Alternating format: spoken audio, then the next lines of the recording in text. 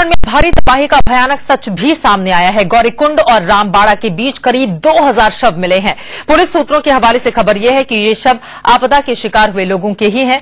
वहीं उत्तराखंड में मौसम की आंख मिचौली के बीच रेस्क्यू ऑपरेशन रुक रुक कर चल रहा है। इन सब के बीच सरकार की ओर से पहली बार माना गया है कि आपदा प्रबंधन में राज्य सरकार फेल रही है।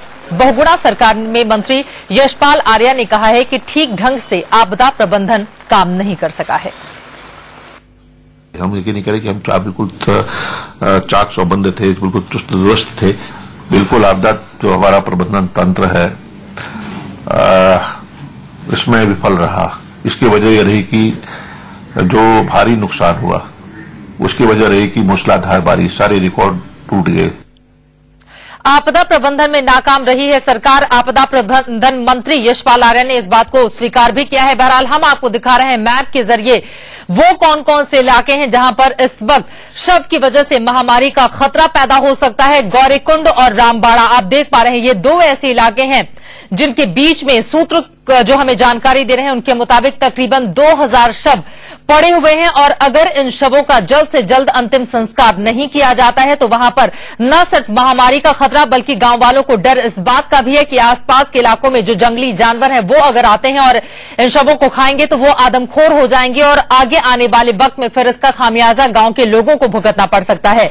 ये हम आपको मैप के जरिए दिखाने की कोशिश कर रहे हैं कि कहां कहां स्थिति अभी भी खराब है। आपको बता दें कि सारा ध्यान इस वक्त केदारनाथ में, और केदारनाथ में हमने देखा भी कि किस तरह से अंतिम संस्कार की क्रिया वहां पर की गई, क्योंकि महामारी का खतरा केदारनाथ के आसपास पहले मंडरा रहा था और अब जो जानकारी हमें मिली है उसके मुताबिक रामबाड़ा से लेकर गौरीकुंड तक ये वो जगह है जहां पर 2000 से ज्यादा शव पड़े हुए हैं और बड़ी चुनौती प्रशासन के सामने इस बात की ही है कि कितनी जल्दी इन शवों का अंतिम संस्कार किया जाता है, क्योंकि अगर ऐसा संभव नहीं हुआ तो फिर इसका खामियाजा आगे आने वाले दिनों में अलग अलग रूपों में भुगतना पड़ सकता है। एक तरफ महामारी का खतरा और वहीं दूसरी तरफ आदमखोर जानवर अगर वहां पर पहुंचते हैं तो उससे स्थिति और ज्यादा भयावह हो जाएगी।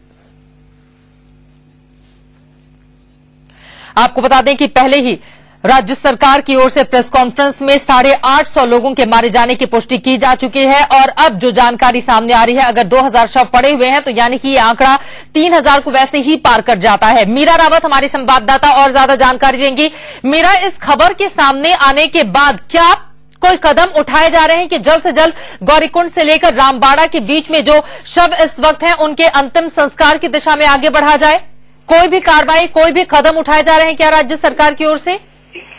जी चित्रा, देखिए अभी तक ऐसे कोई भी किसी तरह की कार्रवाई सामने नहीं आ पा रही है।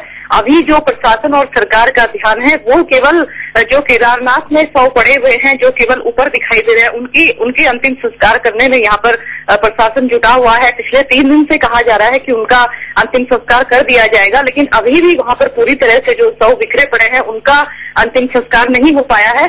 तो चित्रा, इससे सहज ही अंदाजा लगाया जा सकता है कि कितनी धीमी गति से ये कार्य वहां पर हो रहा है। हालांकि कुछ लोगों का अंतिम संस्कार वहां पर हुआ है, लेकिन अभी भी पूरी तरह से केदार घाटी साफ नहीं हो पाई है। और आज जिस तरह की खबरें ये पुलिस सूत्रों से आ रही हैं कि जंगल चट्टी और रामबाड़ा के बीच में अभी भी 2000 शव वहां पर बिखरे पड़े हैं, तो इन शवों का अंतिम संस्कार कब तक सरकार और प्रशासन कर पाएगी, इसका जवाब फिलहाल यहाँ पर किसी भी अधिकारी के पास नहीं है। बिल्कुल, यानी कि चुनौती लगातार बड़ी होती हुई चली जा रही है राज्य सरकार के लिए। पहले बारिश, बाढ़, उसके बाद भूस्खलन, बादल का फटना और अब एक अलग तरह की चुनौती शवों के पड़े रहने की वजह से जो महामारी फैल रही है उसकी वजह से हजारों लोग बीमार भी हो सकते हैं और यही चुनौती इस वक्त राज्य सरकार के सामने है कि वो किस तरह से जो शव वहां पर पड़े हुए हैं उनका अंतिम संस्कार करती है। वहीं